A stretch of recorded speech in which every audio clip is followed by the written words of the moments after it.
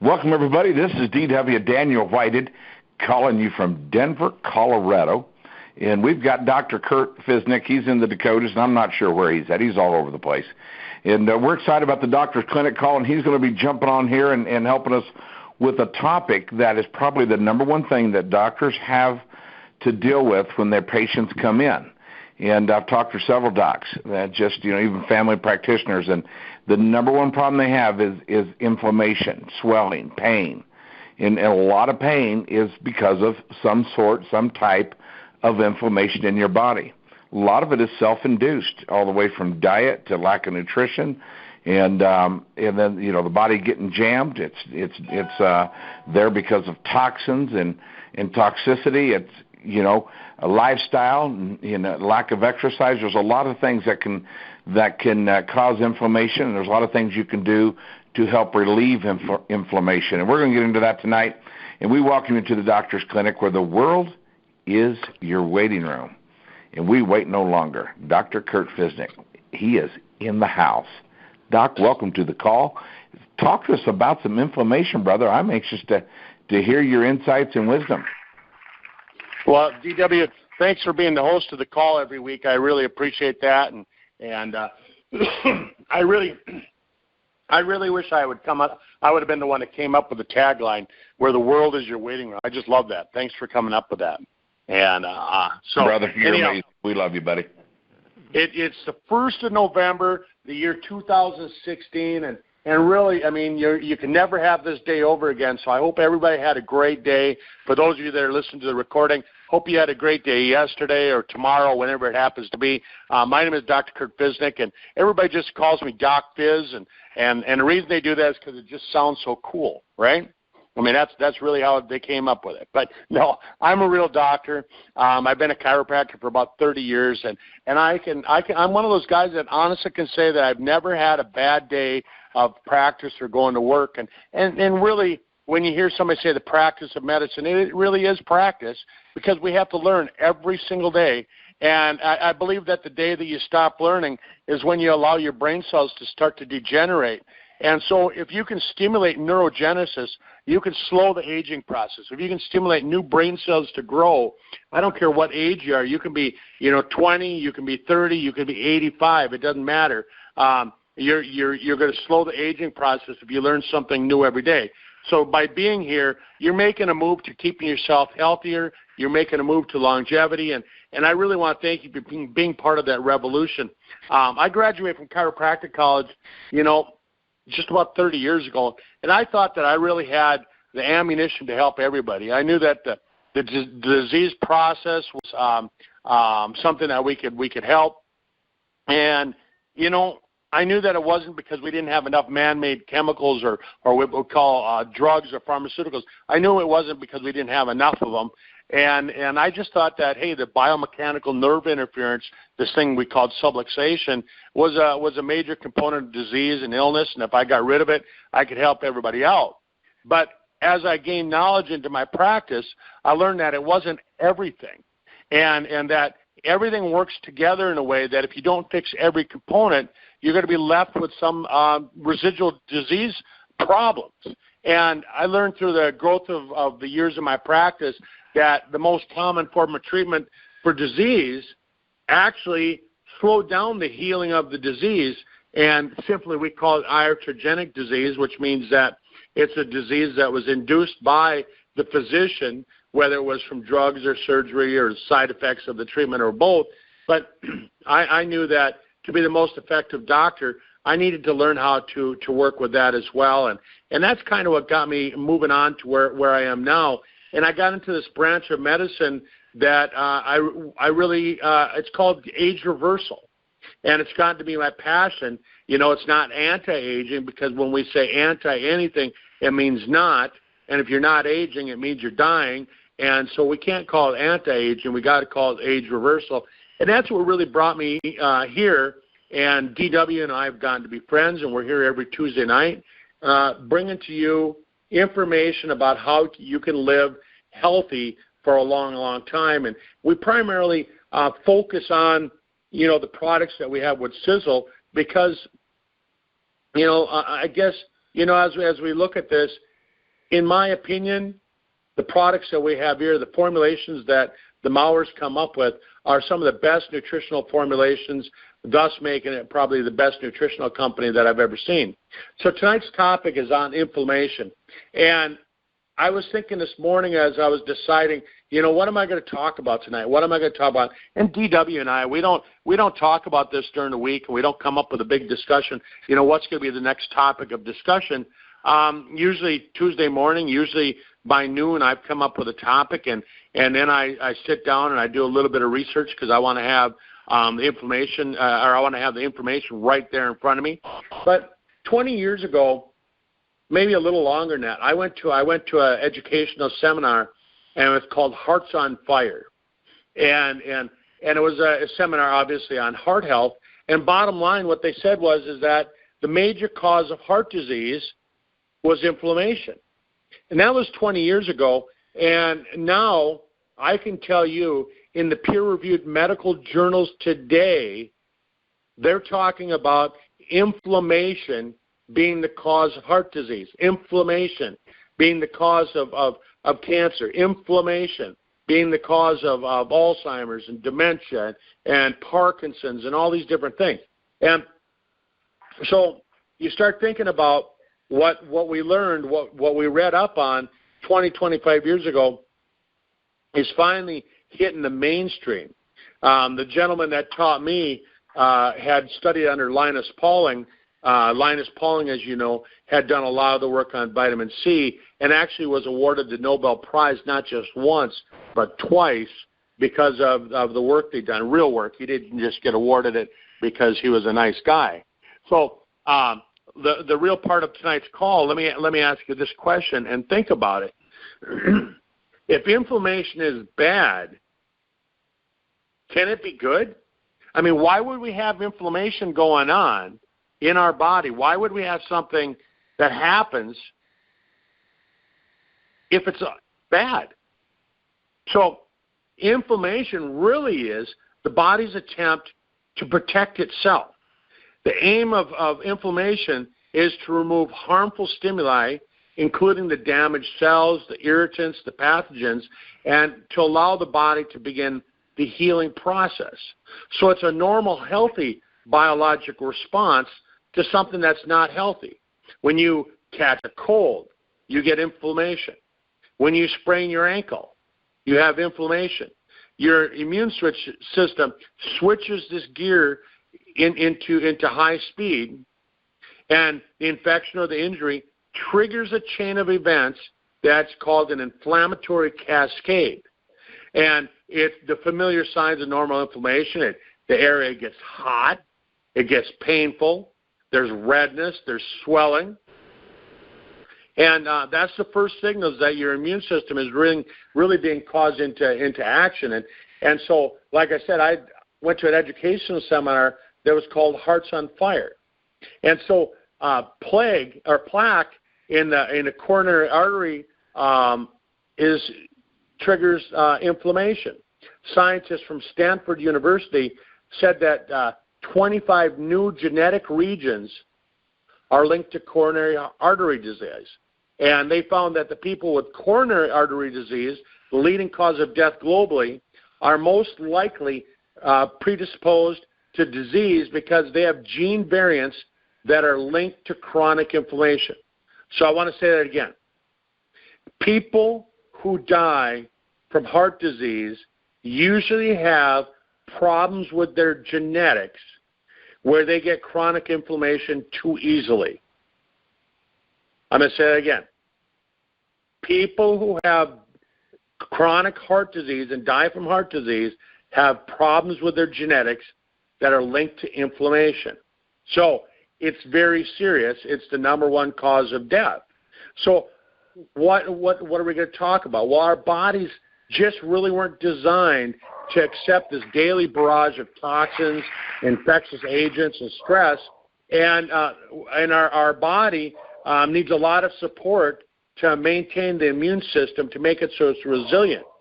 Our modern fast-paced lifestyle doesn't give us much room if we pay attention to what's going on.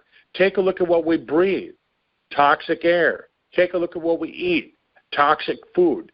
Take a look at what we drink, toxic water. I mean, if you're paying attention to what's going on in the world, I mean, they're saying that here in the United States, we can't take a drink out of any pond, any river, or any stream anywhere in the United States, in fact, anywhere in the world, without having mercury levels that are too high. I mean, you go up to where I live up here in the pristine area of Minnesota, north of Minnesota here, where you got the boundary waters, they can't drink out of those streams because it has high levels of mercury. And all of these things cause either a pro-inflammatory effect, or it causes an anti-inflammatory effect. And so we have to take a look at that. Unfortunately, for most of us, these factors are heavily weighted toward inflammation, not anti-inflammation. So we're all kind of being geared up for this. And you hear me talk about stress. If you go to the SiselDoctorsClinicCall.com and you take a look, you're going to find that DW and I have talked a lot about stress over the course of last year. DW, do you realize that we've been doing this for a year now? It doesn't seem like it, buddy. It just seems like we're just getting started. Oh, we have, I mean, it's not like we have to go looking for topics. They're right there. All I got to do is turn the news on. There's the topic for next week just by watching tonight's news. But so there's a lot of research that's going on right now that's linking depression and stress to a rise in the inflammatory markers such as the C-reactive protein that you hear about. When you go to your doctor now, when they do your once-a-year physical, they're measuring your C-reactive protein. Well, did you know that that's linked to depression? And they say that 50% of us in the United States, I mean, look around. If you look to your left and your right, you're going to see 1 in 2 people that you're looking at has depression. That signals an increased risk for atherosclerosis and coronary heart disease.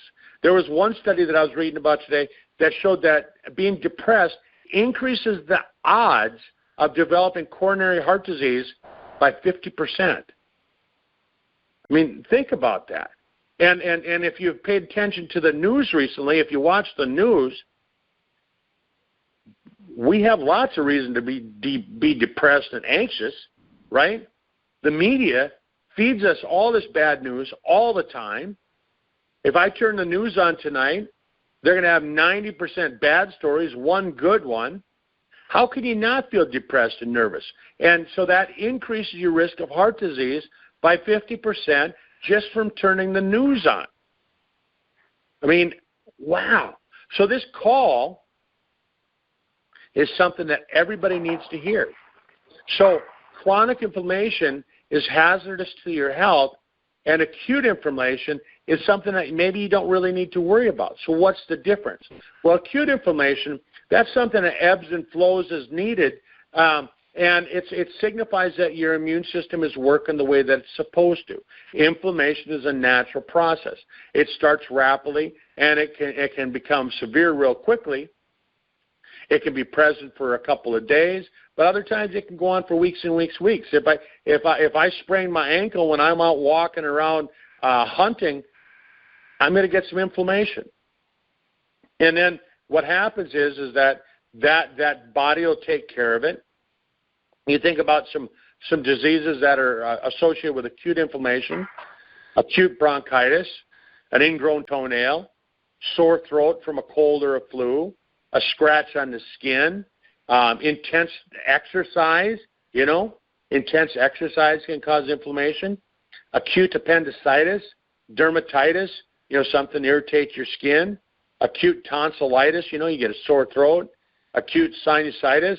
Now, if somebody strikes me in the arm, hits me in the arm, it causes some inflammation.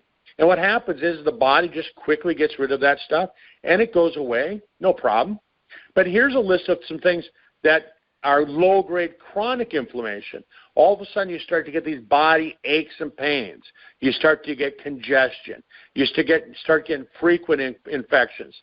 You start getting diarrhea, dry eyes, indigestion, shortness of breath, outbreaks of skin problems, swelling, stiffness, weight gain, and obesity, right? So when inflammation doesn't go away, now all of a sudden it's known as chronic or systemic inflammation. It's no longer a pro-healing response, but rather a symptom that means something's gone wrong. It can last for years, and it can result from failure of the body to be able to get rid of whatever caused the acute inflammation, toxicity. It can be an autoimmune response to a self-antigen where the immune system attacks its own healthy tissues, mistaking them for harmful pathogens. Again, toxicity. Start thinking toxicity, right? It could be a chronic irritant of low intensity that persists forever. It can be toxicity. Examples of diseases and conditions with chronic inflammation: asthma, peptic ulcers, tuberculosis, rheumatoid arthritis, chronic periodontitis, colitis, Crohn's disease, chronic sinus problems, hepatitis, and I go on and on and on. But earlier you heard me just a little bit ago say that obesity and weight gain. Well, obesity may actually be a low-grade systemic, chronic, inflammatory disease. They found that with overweight and obese children and adults, they have elevated levels of C-reactive protein. Remember that protein that we talked about that you go in, you do your annual physical, right? So they're finding that that's elevated in people with inflammation.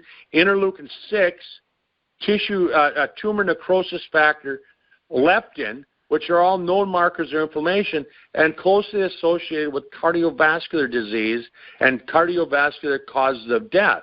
This means, and it might explain why there's an increase of a risk of diabetes, heart disease, and other chronic diseases in people who are obese and overweight, right? And so maybe the inflammation is part of the problem that's causing the obesity, and it's triggering these other things. So bottom line is that when you're overweight, when you're obese, you're feeding the fat cells, and what they're doing is they're turning around and making you sick. They're making you sick. The fat cells are just doing what they're supposed to do, which is to store energy, but they're reacting in a negative way because there's too much of it. I mean, think about that. And so when I was reading that, it was like one of those holy cow factors. I'm going, man, that's interesting. Maybe that's why I'm overweight and I have a hard time getting rid of the weight, is because I've got some chronic unchecked inflammation somewhere. And so now they're saying that unchecked inflammation is responsible for cardiovascular disease and cancer, Parkinson's, Alzheimer's, dementia, all your arthritises, all these different kinds of lung disease, all these different things. And so the elderly, as you get old, they're especially vulnerable to unchecked inflammation because the body loses its ability to downregulate inflammation with age. But you don't have to be old to have chronic inflammation. You don't have to be old. You can be a young child. You can be a teenager, right? But what if you don't know until it's too late?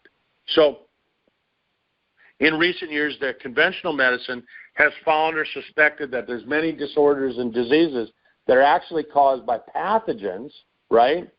They didn't suspect this before. So now all of a sudden, they're saying that circulation, heart disease, Parkinson's, lupus, MS are caused by these different kinds of bacteria. Some of them are rather common bacteria that appear to get out of control. And they're saying even diseases like chlamydia and giardia, Lyme disease, the spirochete that causes Lyme's disease, mycoplasmas, all these things are being investigated to being the cause of other chronic disorders. So as we look at this and we start thinking about what we have with our company, with Sisel, we've got some great products, and I know that the DW is going to cover that. But there's another route for inflammation, is that when our bodies are insulin resistant, our brains become more leptin resistant. The more body fat we have, the more leptin we have, which triggers the immune cells in our body to release the tumor necrosis factor, which usually is a good thing because it consumes up tumors, but because of the way that it came in, because of insulin resistance, all of a sudden it's highly inflammatory, and that sets up a cascade of events that cause MS, arthritis, cancer, and heart disease. So we can have this insulin resistance and all of a sudden trigger cancer and heart disease from it. And I just look at that and I go, wow. I mean, this kind of thing, it just amazes me. And then all of a sudden you got immune cells in the gut that what they do is they release messenger proteins that call for more immune cells to come into the battlefield and go to work. Well, when you get too many messenger proteins that recruit too many immune cells, what it's going to do is it's going to devastate the body's own tissue, and it's going to cause a bad balance between the good bacteria and the bad bacteria, and it's going to trigger even more inflammation. So you can see all of a sudden we're starting to get this cycle of things happening, and the inflammation causes more inflammation. The more inflammation causes this, causes that. I mean, let's take a look at like even just a chronic bladder infection. If somebody has a bladder infection and they have it over and over and over again, pretty soon they're going to have inflammation of the cells of the bladder, and that's going to cause a risk of squamous cell bladder cancer. And it's because of the rapid out-of-control growth, and they're saying that what happens is that there's enzymes that prevent the knitting, the healing, and repairing of the cells, and all of a sudden it's a rapid doubling of cells, and that's what we call cancer. And so tonight I started out, part of the things I said when I started out the call is that inflammation is a normal bodily function. It's not always bad. It's when the lymphatic or the immune system springs into action. It triggers the army of white blood cells to go to the area of concern via increased blood flow. That's good, but if it happens over and over again, chronic inflammation can set in, and that's really not all that good. And so what happens is that we start looking at our diet, and I'm looking at the time, and I'm just going, holy cow, I got a lot of stuff that I want to cover. So I'm going to fast forward a little bit here and just say that when attacking inflammatory diseases, right at their source, we want to look at foods that are high in antioxidants, high in minerals, and essential fatty acids. So I listed just a few, a dozen or so good things that you can eat in your diet, because everybody likes to know, what can I do that I normally do anyhow? Green leafy vegetables, high in antioxidants, high in vitamins that reduce inflammation. Bok choy, it's a vegetable you can buy in the grocery store. It's high in antioxidants and phenolic substances that reduce inflammation. Celery lowers blood pressure, inflammation, helps with healthy cholesterol. Red beet extracts. Again, what product do we have that? It inhibits the enzymes which trigger inflammation. Broccoli has just a plethora of nutrients that lower inflammation, actually help stop cancer growth. Blueberries have quercetin, pterostilbenes, which fight cancer and inflammation. Pay attention to that one, pterostilbene, blueberry. We're going to be hearing more and more about that. Tom is actually adding that to at least one product, maybe more than one. Pineapples, they have bromelain, which helps prevent blood plates from sticking together, which causes strokes and heart disease. It's been used for an anti-inflammatory for years. Fish oils, high in omega-3s. Walnuts, high in omega-3s. Chia seeds, high in omega-3s. Flax seeds, high in omega-3s and phytonutrients. Turmeric, which is found in curcumin, is found to be more effective than any of the over-the-counter medications for inflammation. Better than aspirin, better than Tylenol, better than acetaminophen. Plus, it won't cause any kidney or liver disease. Right? Wow. I was listening to a recording today, and they were talking about how back in the days of the Bible, they're saying that when they brought when the three wise men brought the gold, help me out here, DW. When they brought that to when Jesus was born, they're saying the gold wasn't the gold metal that a lot of people think it was. It was actually the golden spice. Yeah, you've got myrrh that they brought and some of the spices Frankincense and myrrh. Frankincense. Yeah, and they're saying that the gold probably wasn't the gold metal. It was probably the golden spice. That's what they're saying now. And because it's been used for years, think about that, DW. With your background, I mean, isn't that amazing? And so all these foods are so good for you, anti-inflammatory foods. And so what foods do you want to get rid of? You want to get rid of the foods that are saturated in trans fats. They're found in processed foods. They trigger inflammation. They increase the risk of obesity, heart disease, and diabetes. They tend to be higher in the wrong fats. And if you don't have a balance, you can't stay healthy. A University of Maryland Medical Center study said that the typical American diet has 14 to 25 times more omega-6 than omega-3. Those two need to be in balance. Refined sugars and carbohydrates cause inflammation. We need to start using the whole foods the way that God gave it to us. And so I'm looking here, and I want to give DW some time to go over the products that we have with Sisel that'll get rid of this inflammation. DW, I mean, I just love talking about this. I've got like 6 or 7 more pages that I could talk about, but I'm going to hand it over to you.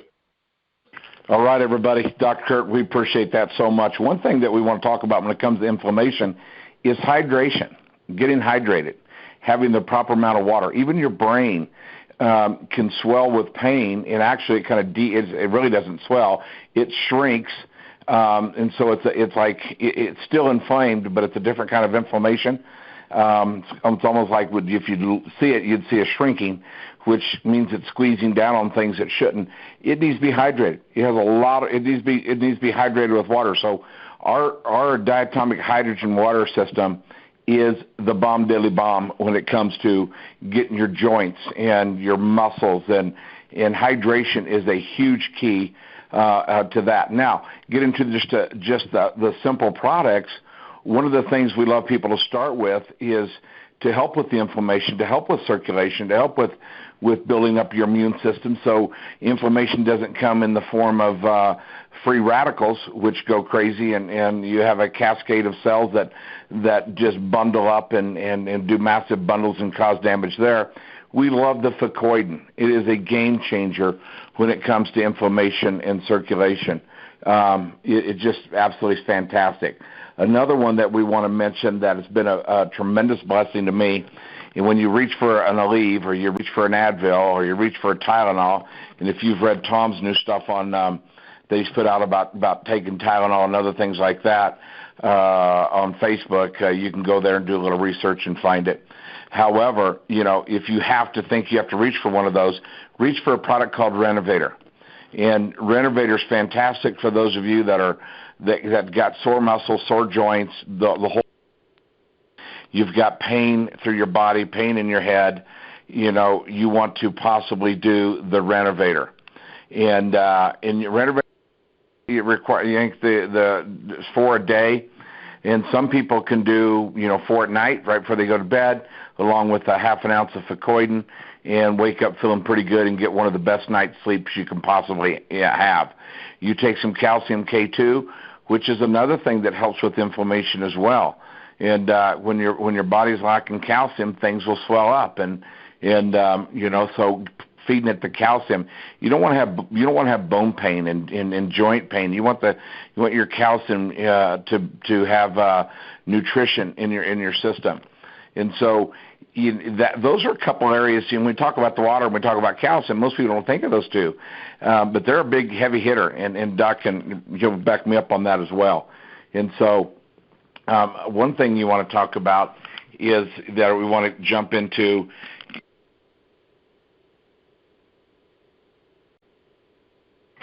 is you get into something that's going to help you with the inflammation. I want to say one more thing about Renovator. Is this.